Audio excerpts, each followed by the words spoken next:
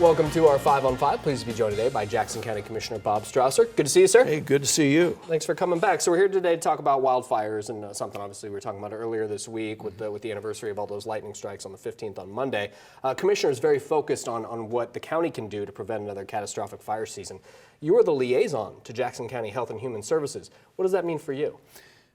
For me, aside from the other issues that we're already involved in, which talk about the management of the forest, reducing some of the ladder fuels that are out there, avoiding closure of roads that are necessary for access to fight these fires, getting more aerial assets.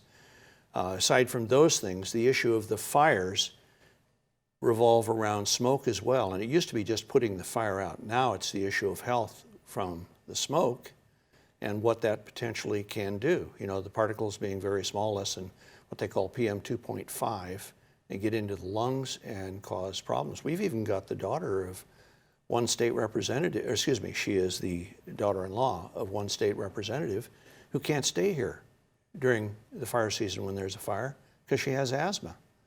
So anyone that has a challenged system, children, they tell me that senior citizens, I'm not quite there yet, but potentially have problems, and it's actually gotten a little more intense. And there was a study in 2018 released in Colorado that talked about premature deaths, and they kind of put a timeline of 12 years early from smoke inhalation.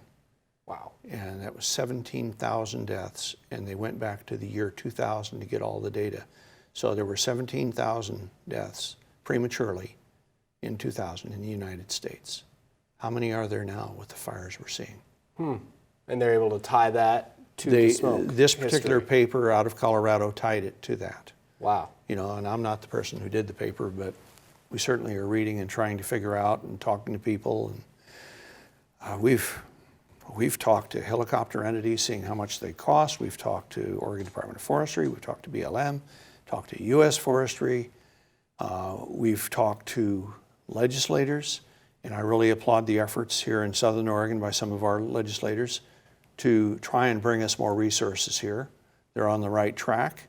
We're all in this together. And we've got to do better with what we've got. But there are some things we can do to help ourselves, too. Okay, well, we're going to talk about that when we come back. We're going to take a quick commercial break. Stay with us.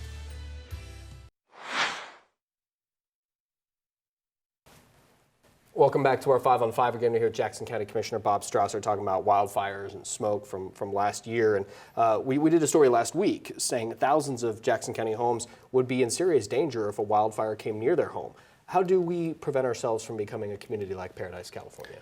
Well, the first thing is we worry about defensible space. Individually, while we're looking at resources from state and federal levels, there are things we can do on our own. And 70% of these fires are caused by people.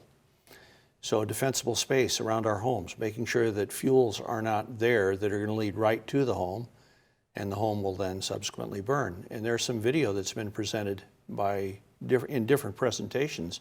One I'm thinking of was actually in Grants Pass that I went to that showed the difference some of that could make on which homes survived and which ones didn't. So defensible space, making sure the fuels are managed properly, that the trees are kept back a little bit, that you're not allowing stuff to build up on the roof where embers can ignite it. There's a good site, Firewise USA. You know, that can give you some ideas. There's a ton of material. I think I've got a folder in my desk drawer that's about an inch thick of material from different entities on fire safety. But those are things we can immediately do on a common sense basis right here. You know, while we're working on the bigger issues of some of the policy decisions. Sure. You know, including at the federal level. Those are things that as homeowners, people, friends, neighbors, we can all do to help ourselves. Yeah, protect ourselves. Yeah, okay. And curious, Jackson County commissioners have signed a proclamation. They've sent it to the national level. I think the Association of Counties to kind of get some more action, for lack of a better word, to minimize fire season. What can our viewers do if they want to be heard? Well, on our website, there's a link, and it'll take you to the issues of fire and smoke, and there's a petition that they can sign and submit, and I would urge them to do that. we certainly need additional resources here. I think there were 38 days of unhealthy quality air last year. We need the resources. I think the recognition is there, but we need the funding from both state and federal, particularly federal, to be able to deal with the problem that we find facing us.